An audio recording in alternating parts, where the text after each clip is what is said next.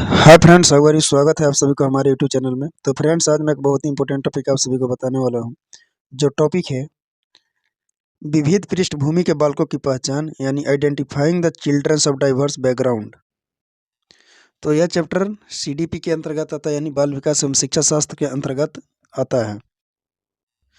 तो यह टॉपिक काफ़ी इंपॉर्टेंट टॉपिक है। इसे प्रत्येक वर्ष 10 से 15 प्रश्न नियमित रूप से पूछा ही जाता है। तो इस टॉपिक के क्वेश्चन को देखने के लिए वीडियोज़ को लास्ट तक जरूर देखें, क्योंकि सभी क्वेश्चन सिलेक्टेड क्वेश्चन हैं। और यदि आप हमारे चैनल पर न्यू हैं तो चैनल को सब्सक्राइब जरूर करें। तो चलिए फ्रेंड्स, बिना लेट किए हुए हम अपने टॉपिक पे आता हूँ। जैसा कि इस टॉपिक का फर्स्ट क्वेश्चन है, समावेशी शिक्षा का तात्पर्य सबको खाली जगह से है। पहला, जातिगत भेदभाव से ऊपर उठकर पुरस्कृत करने। दूसरा, समावेशीकरण। तीसरा, निःशुल्क पाठ्य पुस्तक उपलब्ध कराने। चौथा, पढ़ने के लिए बाध्य करने। तो फर्स्ट का जो आंसर होगा, इसका आंसर सेकंड होगा, निःशुल्क पाठ्य पुस्तक उपलब्ध कराने के लिए। क्योंकि समावेशी शिक्षा जो होता है, समावेशी शिक्षा का तात्पर्य जो होता है, उस सबको जो है निःशुल्क पाठ्य पुस्तक उपलब्ध कराने को कहा गया है। नेक्स्ट क्वेश्चन देखिए, क्वेश्चन नंबर सेकंड कह रहा कि समावेशन का अर्थ होता है। पहला, जरूरतमंद बच्चों के शिक्षा का प्रबंधन समान बच्चों के साथ होना चाहिए। दूसरा, इनकी शिक्षा की व्यवस्था अलग होनी चाहिए। तीसरा, समान बच्चों के साथ इन्हें नहीं मिलना चाहिए। चौथा, उपरोक्त में से कोई नहीं।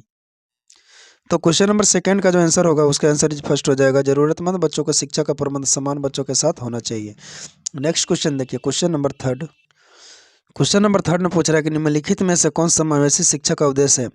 पहला, असमर्थ बालकों को सामाजिक और सांस्कृतिक रूप से जोड़कर विकास की मुख्य धारा में लाना। दूसरा, बालकों में जागरूकता एवं उत्सुकता का विकास करना। तीसरा, बालकों को आत्मनिर्भर बनाना। चौथा, उपरोक्त सभी। तो क्वेश्चन नंबर जो थर्ड का जो आंसर हो जाएगा, उसका आंसर इज 4 हो जाएगा, उपरोक्त सभी होगा। क्योंकि असमर्थ बालकों को सामाजिक और सांस्कृतिक रूप से जोड़कर विकास की मुख्य धारा में लाना समावेशी शिक्षा का उद्देश्य होता है। उसके बाद बालकों में जागरूकता एवं उत्सुकता का विकास करना भी समावेशी शिक्षा का उद्देश्य है। उसके बाद तीसरा, बालकों को आत्मनिर्भर बनना भी समावेशी शिक्षा का ही उद्देश्य है। इसीलिए इसका आंसर क्या होगा, ए, बी और सी, यानी कि 1, 2, 3 सब होगा। इसलिए इसका आंसर 4 हो जाएगा। नेक्स्ट क्वेश्चन देखिए, क्वेश्चन नंबर 4। किस अधिनियम के अंतर्गत सभी बच्चे को निःशुल्क एवं अनिवार्य शिक्षा की व्यवस्था की गई है। पहला, शिक्षा का अधिकार अधिनियम 2009 के अंतर्गत। दूसरा, शिक्षा का अधिकार अधिनियम 2013 के अंतर्गत। तीसरा, सूचना का अधिकार अधिनियम के अंतर्गत। चौथा, उपरोक्त में से कोई नहीं। तो क्वेश्चन नंबर जो 4 का जो आंसर होगा, क्वेश्चन नंबर 4 का आंसर इज 3 होगा। 3 होगा, सूचना का अधिकार अधिनियम के अंतर्गत। नेक्स्ट क्वेश्चन देखिए, क्वेश्चन नंबर 5वां पूछ रहा है, पिछड़े वर्ग के बच्चों को शिक्षा की मुख्य धारा से जोड़ने के लिए किनकी भूमिका है। पहला, केवल केंद्र सरकार की। दूसरा, केवल राज्य सरकार की। तीसरा, 1 और 2 दोनों की।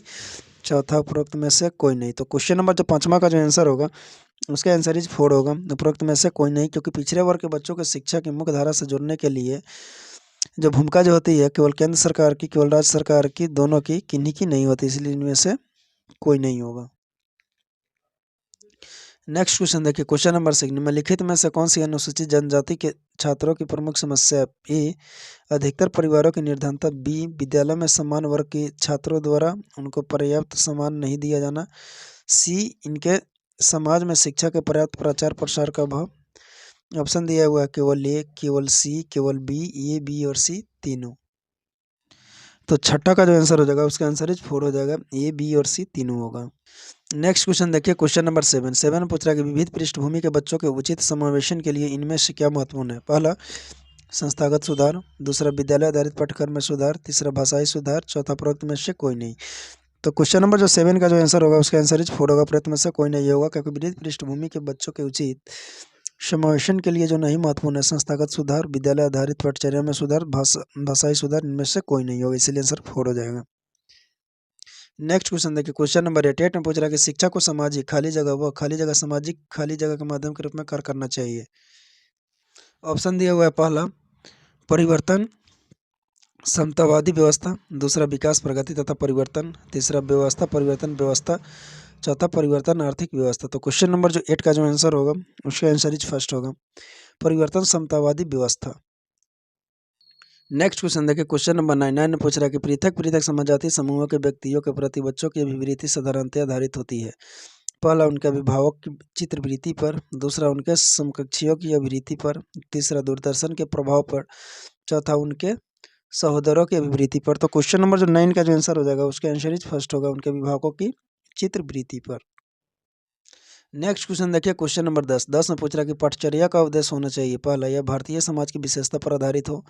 दूसरा, यह भारतीय संस्कृति पर आधारित हो। तीसरा, भारतीय समाज एवं संस्कृति पर आधारित हो। चौथा, उपरोक्त में से कोई नहीं। तो क्वेश्चन नंबर जो 10 का जो आंसर होगा उसका आंसर इज 3 होगा।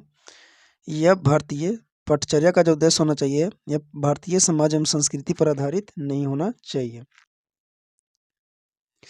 नेक्स्ट क्वेश्चन देखिए, क्वेश्चन नंबर 11 में पूछ रहा है कि शिक्षकों को बच्चों में किस गुण का विकास करना चाहिए। पहला, केवल रचनात्मक। दूसरा, केवल समीक्षात्मक। तीसरा, 1 और 2 दोनों। चौथा, इनमें से कोई नहीं।